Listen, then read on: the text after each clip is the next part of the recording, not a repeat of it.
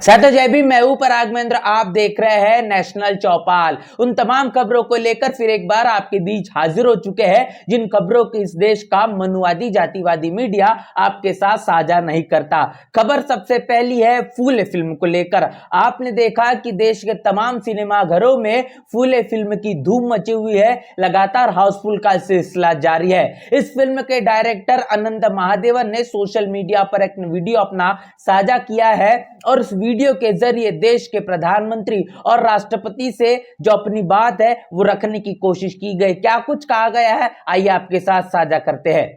नमस्कार, मेरा नाम अनंत नारायण महादेवन है और मैं आप सभी लोगों को धन्यवाद देना चाहता हूं। आभारी हूं कि आप लोगों ने हमारी फिल्म फूले को इतना प्यार दिया।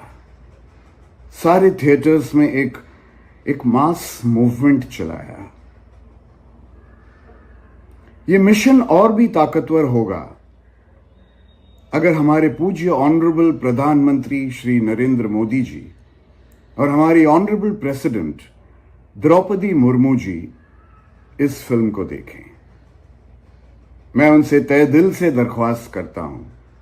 तो जैसा कि वीडियो में आपने साफ तौर पर देखा, फूले फिल्म के डायरेक्टर अनंत महादेवन, इनका यह कहना है कि महात्मा ज्योतिबा फुले और सावित्रीबाई फुले, इनका जो संघर्ष रहा इसको जन जन तक पहुंचाने के लिए, तमाम देश और दुनिया से इनके संघर्ष को रूबरू करने के लिए भारत के राष्ट्रपति द्रौपदी मुर्मू, इसके साथ साथ देश के प्रधानमंत्री नरेंद्र मोदी, आपने इन फिल्म को देखना चाहिए, जिसके कारण महात्मा ज्योतिबा फुले और सावित्रीबाई फुले इनके संघर्ष को देश और दुनिया से रूबरू किया जा सके। और यह दरख्वास्त भी उनके जरिए की गई है। साथ ही साथ उन्होंने उन तमाम लोगों को शुक्रिया अदा किया है जिनके माध्यम से बड़े पैमाने पर फूले फिल्म को देखने के लिए लोगों को सिनेमा घरों तक पहुंचाया जा रहा है। अब इस फूले फिल्म को लेकर अनंत महादेवन ने जो अपनी गुजारिश, जो दरख्वास्त साझा की है, इसको लेकर देश के राष्ट्रपति द्रौपदी मुर्मू और देश के प्रधानमंत्री नरेंद्र मोदी, इनकी क्या कुछ प्रतिक्रिया होती है ये तो अब वक्त के साथ ही पता चलेगा।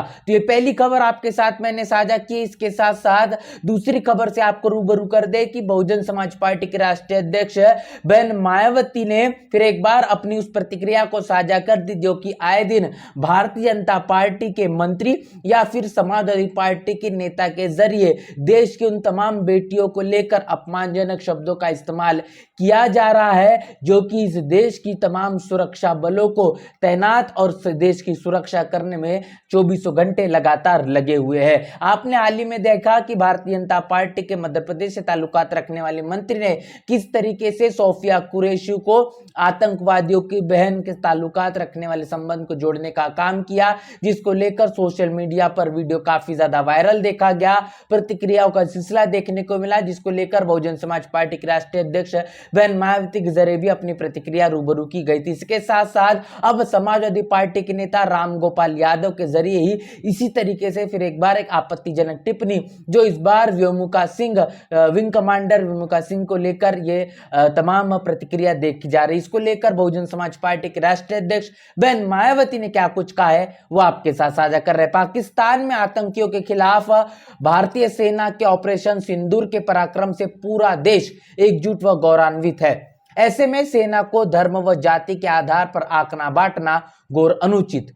इसको लेकर भारतीय जनता पार्टी के मंत्री ने जो गलती की वही वरिष्ठ सपा नेता ने भी आज की है, जो शर्मनाक व निंदनीय है। रामगोपाल यादव ने एक कार्यक्रम के दौरान व्योमिका सिंह, इनको जाति सूचक शब्दों का इस्तेमाल कर संबोधित करने का काम किया और उसके साथ साथ इसके पहले भारतीय जनता पार्टी के नेता के जरिए इसी तरीके की वारदात को अंजाम दिया गया, ऐसे शब्दों का इस्तेमाल किया गया था। और आप देख रहे हैं कि जहां पर ऑपरेशन सिंदूर के जरिए पूरा देश एकजुट होकर कहीं न कहीं इस बात को लेकर गौरवान्वित महसूस कर रहा है कि देश के सुरक्षा बल किस तरीके से मुस्तैदी के साथ पाकिस्तान तमाम हमलों का जवाब देने में लगातार जुटी हुई है। लेकिन इस तरीके से अपनी राजनीतिक रोटियां सेकने का काम भारतीय जनता पार्टी और समाजवादी पार्टी के लोग लगे हुए, जो कि काफी ज्यादा निंदनीय है, शर्मनाक है। ये बात बहन मायावती के जरिए साझा की गई है। इसके साथ साथ आपको बता दें कि वंचित बहुजन आघाड़ी के नेता सुजात अंबेडकर ने अपनी बड़ी प्रतिक्रिया उस मसले को लेकर आपने देखा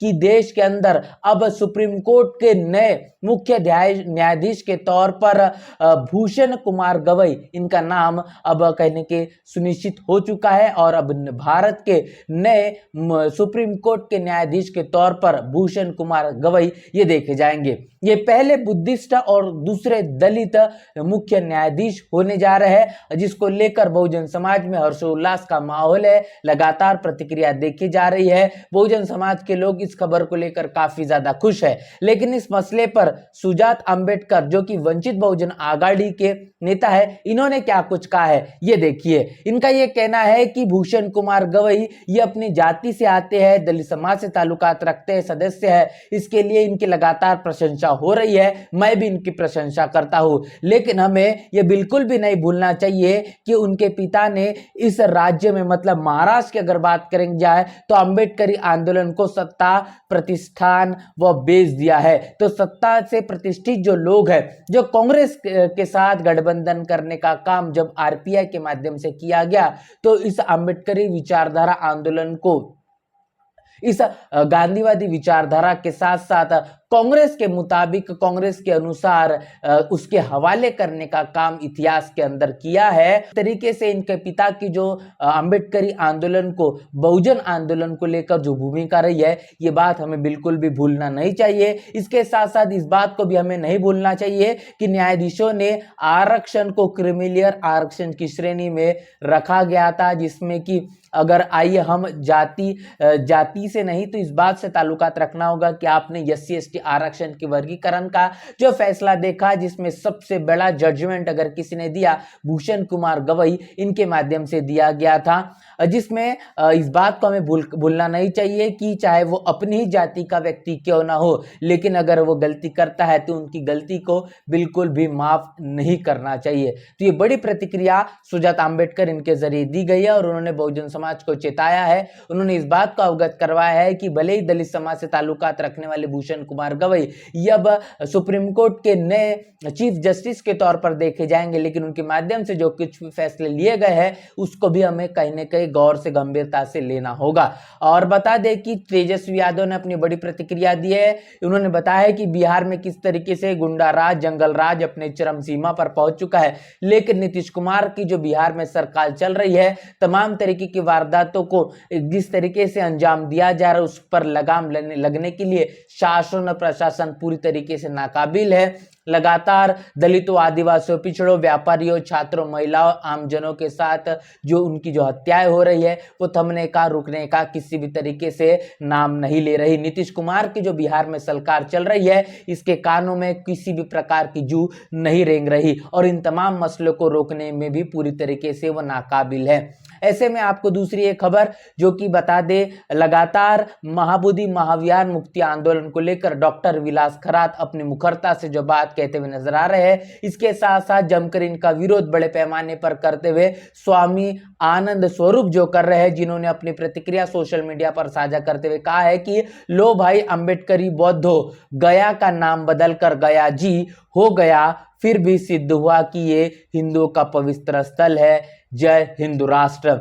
तो स्वामी आनंद स्वरूप ये वो शख्स है जो लगातार डॉक्टर विलास खरात, बोध गया जो महाबोधि महाविहार मुक्ति आंदोलन चल रहा है, इसको विरोध में अपनी प्रतिक्रिया सिलसिला लगातार देते हुए दिखाई पड़ रहे हैं। उन्होंने जिस तरीके से गया का नाम बदलकर जो अब गया जी हो चुका है, इस पर उन्होंने बात साझा की है कि जो लगातार इस बात का दावा किया जा रहा है कि बोध गया के नाम पर जो गया नाम रखा गया है वो कहीं ना कहीं उससे ताल्लुकात नहीं रखता, तो हिंदू राष्ट्र की संकल्पना से ही कहीं ना कहीं ये लिया गया है। इसीलिए अब गया का नाम बदलकर ये अब गया जी हो चुका है, जिसको लेकर डॉक्टर विलास खरात ने भी अपनी प्रतिक्रिया रूबरू की है, जिन्होंने कहा है कि स्वामी आनंद स्वरूप ने मुझे मेंशन करते हुए ये पोस्ट लिखी है और उनका जवाब मैं लाइव में दूंगा। अपने लाइव के आधार पर वो अपने जवाब देना चाहते हैं और उन्होंने कहा है कि लेकिन बात इतनी से ही नहीं रुकती, उन्होंने ये दावा किया है कि विदेशी जो ब्राह्मण है वो बिल्कुल भी सुधरने वाले नहीं है। वो तमाम इस सच्चे इतिहास को बार बार अपने अनेकों प्रकार से विकृत करने की जो कोशिश कर रहे हैं और उसी विकृति के आधार पर कहने के उनके हौसले बुलंद होते हुए नजर आ रहे हैं। लेकिन इससे जो सच्चाई बिल्कुल रुकने थमने वाली नहीं है। मंजीत सिंह नौटियाल जो कि जय भीम आर्मी संगठन के राष्ट्रीय अध्यक्ष है, उन्होंने एक खबर साझा की है जिन्होंने कहा है कि शादी में भोजन छूने पर किस तरीके से दलितों को पीटा गया है। ये खबर गोरखपुर की है। उत्तर प्रदेश में योगी आदित्यनाथ की सरकार है जो कि गुंडाराज जंगलराज अपने चरम सीमा पर पहुंच चुका है। दलितों के साथ होने वाले आए दिन की तमाम घटनाएं ये कहीं ना कहीं अब अपने चरम सीमा पर पहुंच चुकी है। शादी में जब दलित समाज के जो लोग हैं जब भोजन करने के लिए बैठते हैं तो उनको उस भोजन से छूने से रोका जाता है। इसके साथ साथ यह अगली खबर जो कहने की बहुजन समाज के लिए भारत के संविधान के लागू होने के बाद कहीं न कहीं जो मौका मिल पाया जिसके कारण बहुजन समाज अपनी काबिलियत को हर बार अपने अवसर में तब्दील करने का काम करता है। तो बता दें कि इसरो में वाल्मीकि बहुजन समाज दलित समाज से आने वाली जो